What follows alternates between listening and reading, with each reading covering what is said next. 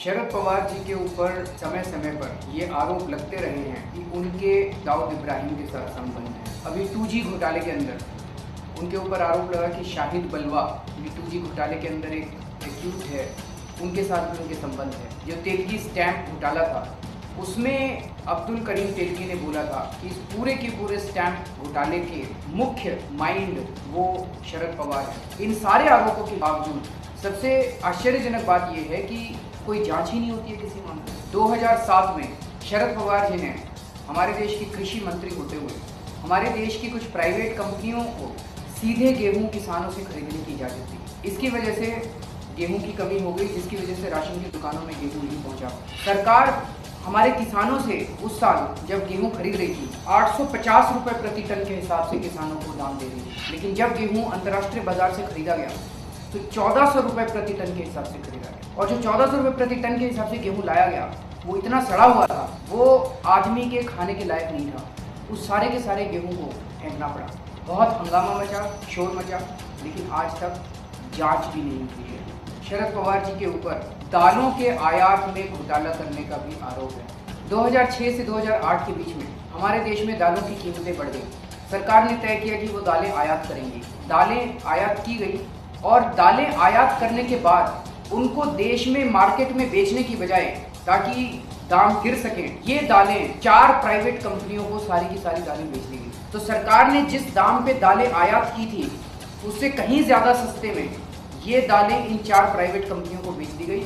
और इन 4 प्राइवेट कंपनियों ने फिर जो मार्केट रेट था उसी रेट के ऊपर उन्होंने उसको बाजार में उतारा। इसकी वजह से करीब 1200 करोड़ रुपए का सरकार को नुकसान हुआ।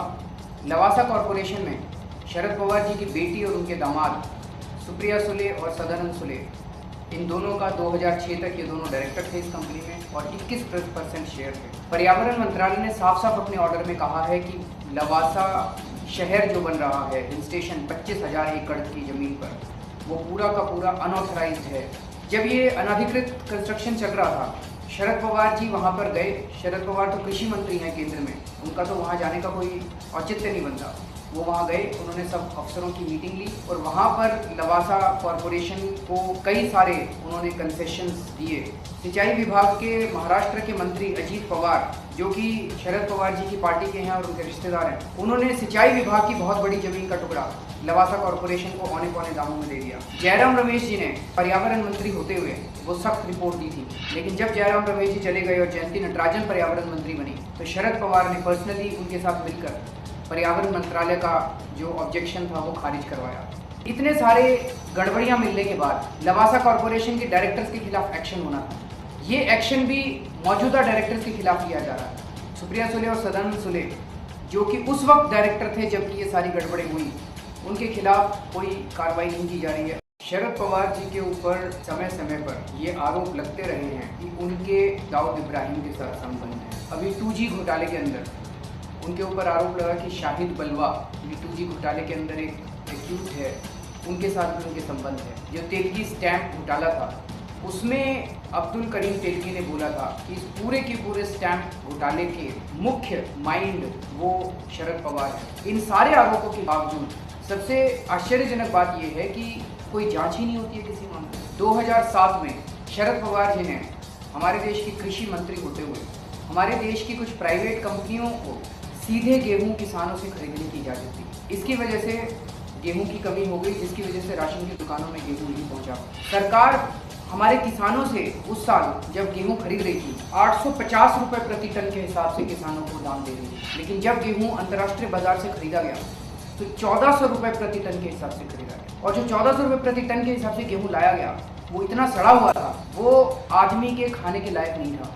उस सारे के सारे गेहूं को फेंकना पड़ा।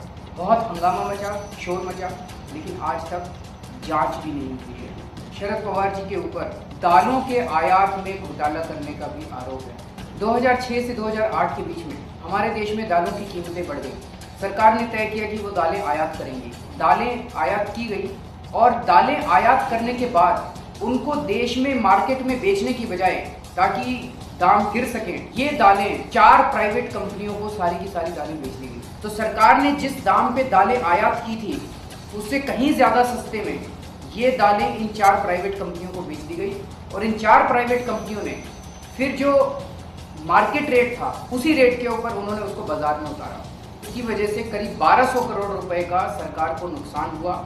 लवासा कॉरपोरेशन में शरद पवार जी की बेटी और उनके दामाद सुप्रिया सुले और सदानंद सुले, इन दोनों का 2006 तक ये दोनों डायरेक्टर थे इस कंपनी में और 21% शेयर थे। पर्यावरण मंत्रालय ने साफ साफ अपने ऑर्डर में कहा है कि लवासा शहर जो बन रहा है, हिल स्टेशन 25,000 एकड़ की ज़मीन पर, वो पूरा का पूरा अनऑथराइज्ड है। जब ये अनधिकृत कंस्ट्रक्शन चल रहा था, शरद पवार जी वहाँ पर गए। शरद पवार तो कृषि मंत्री हैं केंद्र में, उनका तो वहाँ जाने का कोई औचित्य नहीं बनता। वो वहाँ गए, उन्होंने सब अफसरों की मीटिंग ली और वहाँ पर लवासा कॉरपोरेशन को कई सारे उन्होंने कंसेशंस दिए। सिंचाई विभाग के महाराष्ट्र के मंत्री अजीत पवार, जो कि शरद पवार जी की पार्टी के हैं और उनके रिश्तेदार हैं, उन्होंने सिंचाई विभाग की बहुत बड़ी जमीन का टुकड़ा लवासा कॉरपोरेशन को औने पौने दामों में दे दिया। जयराम रमेश जी ने पर्यावरण मंत्री होते हुए वो सख्त रिपोर्ट दी थी, लेकिन जब जयराम रमेश जी चले गए और जयंती नटराजन पर्यावरण मंत्री बनी तो शरद पवार ने पर्सनली उनके साथ मिलकर पर्यावरण मंत्रालय का जो ऑब्जेक्शन था वो खारिज करवाया। इतने सारे गड़बड़ियां मिलने के बाद लवासा कॉरपोरेशन के डायरेक्टर्स के खिलाफ एक्शन होना था।